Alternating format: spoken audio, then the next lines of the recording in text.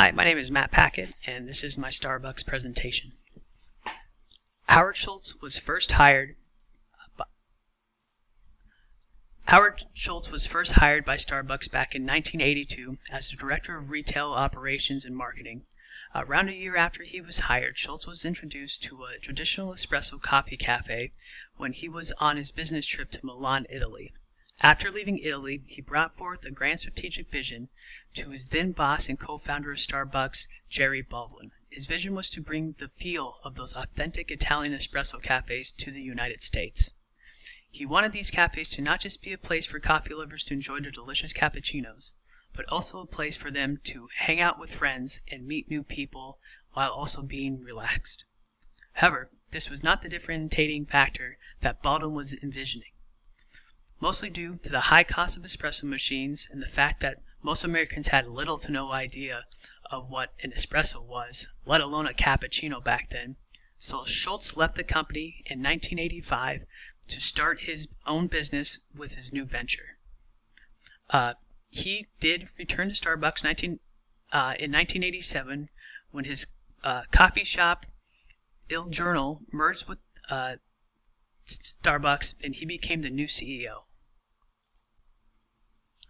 During his time as CEO, his strategic vision helped put Starbucks on the map. However, as the company grew, so did his strategic vision. He started to gear his new vision towards his employees and wanting them to be proud to be an employee of Starbucks. This would help them lead the company onto the national platform. Next would be his focusing on the global market and expanding the business into the other market segments. Once this was accomplished, he changed the vision again. Schultz wanted a Starbucks on every corner in every retail store, and as you can tell, he was pretty dang successful at that. After Schultz stepped down as CEO again in 2017, he handed the reins over to his COO, Kevin Johnson. Johnson reinforced all of Schultz's visions. Johnson started to provide part-time employees with health and investment benefits. He then solidified Starbucks' global market stance by providing customers the capabilities of ordering via the Starbucks app, so they no longer had to stand in those long lines for their coffee. This would also bring Starbucks into the new mobile application market. Out of the 5 generic competitive strategies, 2 really came to mind for Starbucks. The first was focus differentiation. A great example of this would be how Schultz was so intrigued by what he experienced in Milan that he knew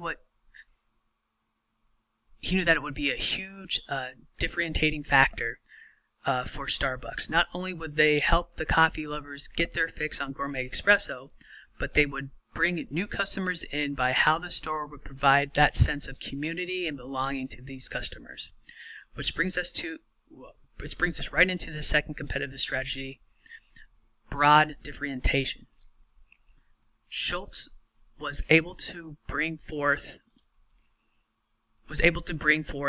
and implement his key policies, practices, business principles, and procedures by keeping all his strategy visions in sight. He was able to bring communities together with the store's massive expansion that made its way through the country. This was done by making sure that not only are the employees excited to be working there, but how each store brought their own individuality to the communities in which they reside. This helped both the U.S. expansion and international expansion succeed. Schultz also brought forth a different mindset when hiring their new employees. They focused on candidates that excelled in patience, customer service, problem solving, and initiative. Also, as I stated above, he made sure that his employees were taken care of by providing health care and retirement options to not only full-time employees, but part-time employees as well. Schultz also reinforced the open door policy with all store management. This way, if there were any ideas or concerns that an employee may have, they would feel open to share their thoughts with management. Starbucks also maintained a high standard towards social responsibility. They are able to do this by working with nonprofits within the communities they serve. Some stores even donate 5 cents to 15 cents of each transaction that occurs in the store to those local nonprofits that they partner with. Starbucks also ensured that their resources and all the production from the sources that produce and grow their products that are ethically friendly. This also helps Starbucks to make sure that they are also environmentally friendly. All stores have a strict recycling policy and are also implementing water and energy conservation.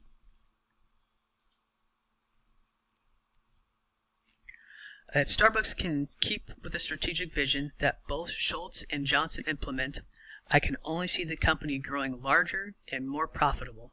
The next evolution for Starbucks is making sure that they are taking care of the three main things for a successful business: customers, employees, and the earth, which I might say that they are crushing right now, doing a lot more than some of those other major international companies. Thank you.